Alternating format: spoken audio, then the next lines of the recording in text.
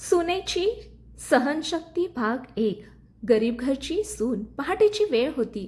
छोट्याशा घराच्या अंगणात तुळशीपाशी दिवा लावून केतकी शांतपणे उभी होती. तिच्या डोळ्यात आनंदही होता आणि काळजीही. आज तिचं लग्न होतं. गरीब घरात वाढलेली केतकी स्वभावाने खूप साधी, प्रेमळ आणि समजूतदार होती. आईवडिलांनी खूप कष्ट करून तिला वाढवलं होतं. बाळा, सासरी सगळ्यांना आपलंसं करून घे. आईच्या डोळ्यात पाणी होतं. केतकीने आईचा हात हातात घेतला. आई, तू काळजी करू नकोस, मी सगळं सांभाळेन. पण तिच्या मनात मात्र एक भीती होती. नवीन घर, नवीन माणसं आणि नवीन आयुष्य. दुसऱ्या बाजूला समीरचं घर मात्र खूप मोठं आणि श्रीमंत होतं. मोठा बंगला, नोकर चाकर, सतत येणारे पाहुणे. त्या घराची मालकीण होती शैलजा. शैलजा स्वभावाने खूप कडक आणि अहंकारी होती. तिला स्वतःच्या श्रीमंतीचा खूप अभिमान होता. समीरने केतकीला पसंत केलं होतं, पण शैलजाला हे लग्न मनापासून मान्य नव्हतं. समीरला कितीतरी श्रीमंत घरच्या मुली मिळाल्या असत्या, पण त्याने निवडली कोण? एका गरीब घरची मुलगी. ती नातेवाईकांसमोर नाराजीने बोलत होती. लग्न सोहळा मोठ्या थाटामाटात पार पडला. केतकी नवरीच्या रूपात खूप सुंदर दिसत होती. तिच्या चेहऱ्यावर निरागस हसू होतं, पण शैलजाच्या चेहऱ्यावर आनंदाचा लवलेशही नव्हता. लग्नानंतर केतकीचं गृहप्रवेशासाठी स्वागत करण्यात आलं. केतकीने उंबरठ्यावर पाय ठेवले आणि मनोमन देवाला प्रार्थना केली. देवा, मला या घरात सगळ्यांचं प्रेम मिळू दे. ती घरात येताच शैलजा तिच्याकडे वर खाली पाहत म्हणाली, हे बघ केतकी, आमच्या घराची पद्धत वेगळी आहे. इथे प्रत्येक गोष्ट परफेक्ट लागते. गरीब घरचे संस्कार इथे चालणार नाहीत. ते शब्द ऐकून केतकीच्या चेहऱ्यावरचं हसू क्षणात फिकं झालं. समीरने हलकंसं म्हटलं, आई, आता हे सगळं नंतर बोल ना. मी चुकीचं काय बोलले? शैलजा कठोर आवाजात म्हणाली. केतकीने लगेच स्वतःला सावरलं. आई, मी प्रयत्न करेन सगळं शिकायला. प्रयत्न नाही, सगळं जमलं पाहिजे. शैलजा तिरस्काराने म्हणाली. रात्र झाली. लग्नामुळे सगळे थकले होते. केतकी तिच्या खोलीत आली. इतक्या मोठ्या घरात असूनही तिला स्वतःला खूप एकटं वाटत होतं. समीर तिच्या जवळ येऊन म्हणाला, आईचा स्वभाव थोडा कडक आहे, पण मनाने वाईट नाही. केतकी हसली. मी सांभाळून घेईन. पण तिच्या डोळ्यात दडलेलं दुःख समीरलाही दिसलं नाही. दुसऱ्या दिवशी सकाळी केतकी लवकर उठली. तिने सगळ्यांसाठी चहा बनवला, पण चहा घेताच शैलजा कप खाली ठेवत म्हणाली, इतका गोड चहा कोण पितं? काही काम नीट जमतं का तुला? केतकी घाबरली. सॉरी आई, मी दुसरा करून आणते. आमच्या घरात सॉरी चालत नाही, काम परफेक्ट झालं पाहिजे. ननंद राधा हसू लागली. आई, गावाकडच्या मुलींकडून अजून काय अपेक्षा करणार? सगळे हसत होते आणि केतकी शांतपणे अपमान सहन करत उभी होती. तिच्या डोळ्यात पाणी तरळलं, पण तिने ते कुणालाही दिसू दिलं नाही.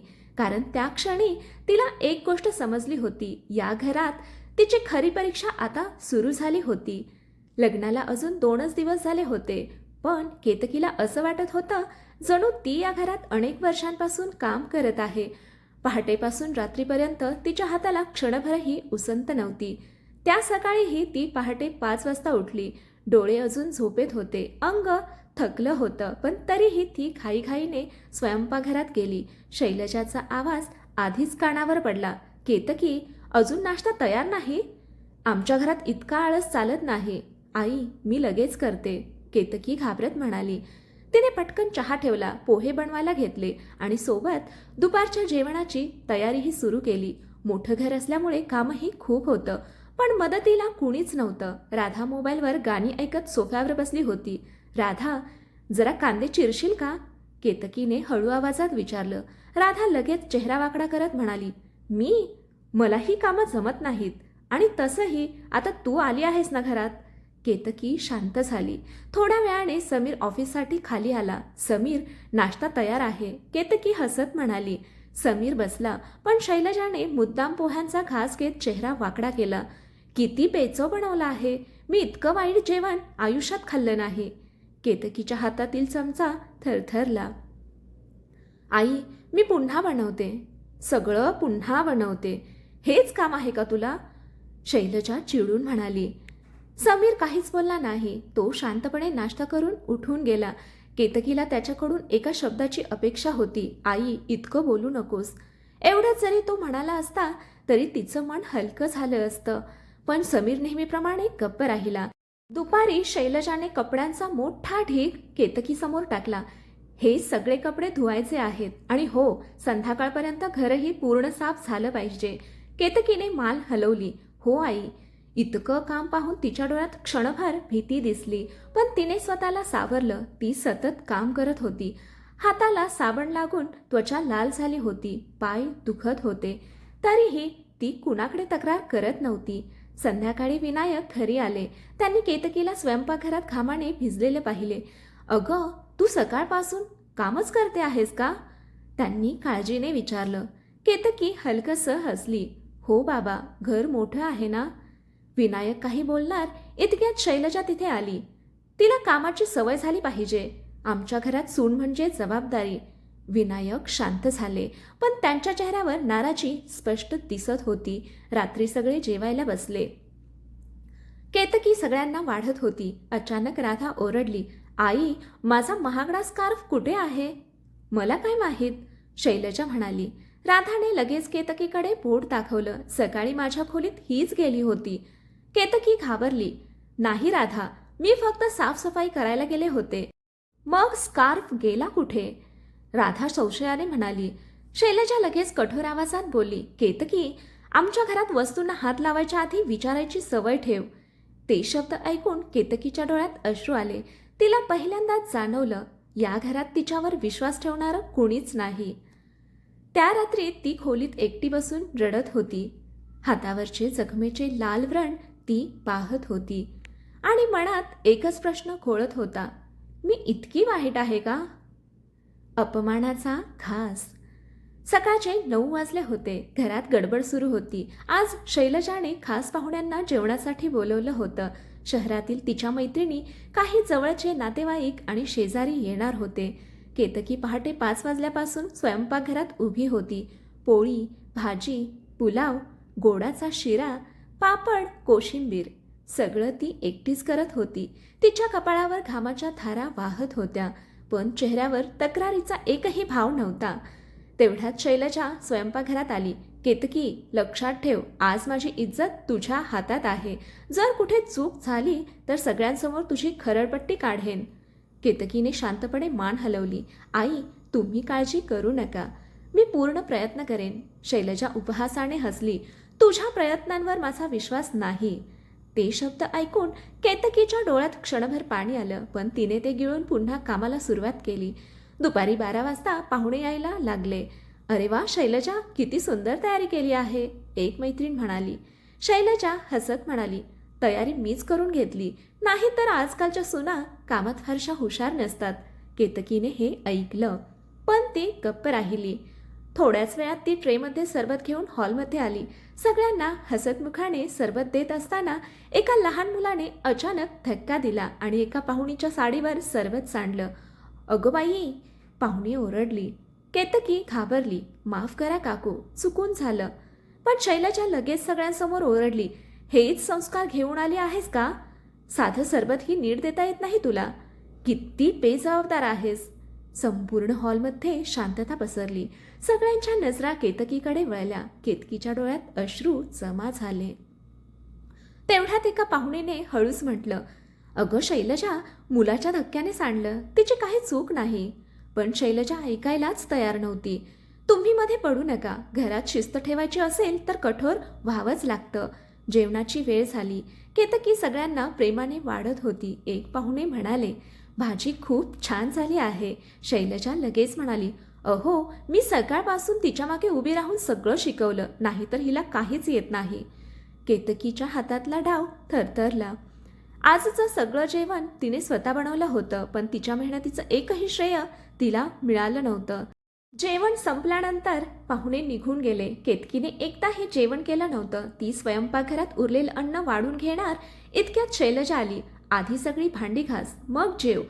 केतकीने काही न बोलता काम सुरू केलं.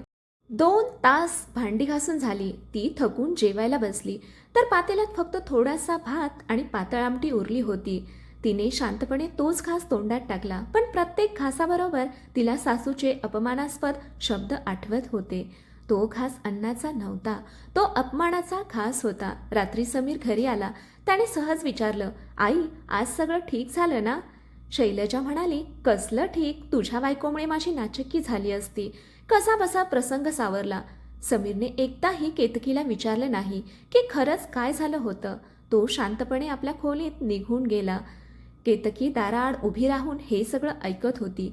तिच्या डोळ्यांतून अश्रू वाहत होते. ती मनात म्हणाली, देवा, मी प्रत्येक अपमान सहन करते आहे, पण माझी चूक नसताना मला दोषी ठरवलं जातंय. माझ्या सहनशक्तीची परीक्षा अजून किती दिवस चालणार? त्या रात्री केतकीने उशीत चेहरा लपवून खूप रडली. आणि दुसऱ्या दिवशी तिच्या आयुष्यात आणखी एक नवीन वादळ येणार होतं, माहेरची ओढ. अपमानाचा तो दिवस संपला होता, पण केतकीच्या मनातल्या जखमा मात्र अजूनही ताज्याच होत्या. घरात ती सगळ्यांसमोर हसत होती, पण एकटी असली की तिचे डोळे नकळत भरून येत होते. सकाळी तिने नेहमीप्रमाणे सगळी कामं आटोपली. शैलजाने पुन्हा कामांची यादी तिच्या हातात दिली.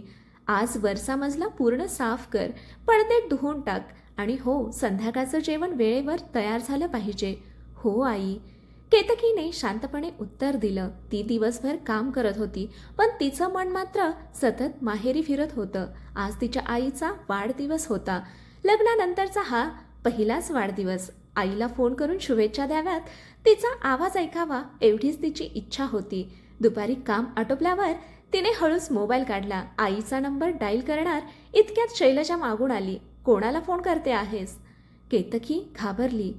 आईला, आज तिचा वाढदिवस आहे. शैलजा लगेच कठोर आवाजात म्हणाली, लग्न झाल्यावर मुलीचं खरं घर सासर असतं. रोज माहेरच्या आठवणीत राहायचं असेल तर लग्न कशाला केलंस? केतकीने शांतपणे मोबाईल खाली ठेवला. पण आई, फक्त 2 मिनिटं बोलायचं होतं. नाही म्हणजे नाही. आधी घराची कामं पूर्ण कर, नंतर बघू. शैलजा निघून गेली. केतकीच्या हातातला मोबाईल थरथरत होता. संध्याकाळी केतकी कामात व्यस्त असतानाच तिचा मोबाईल वाजला.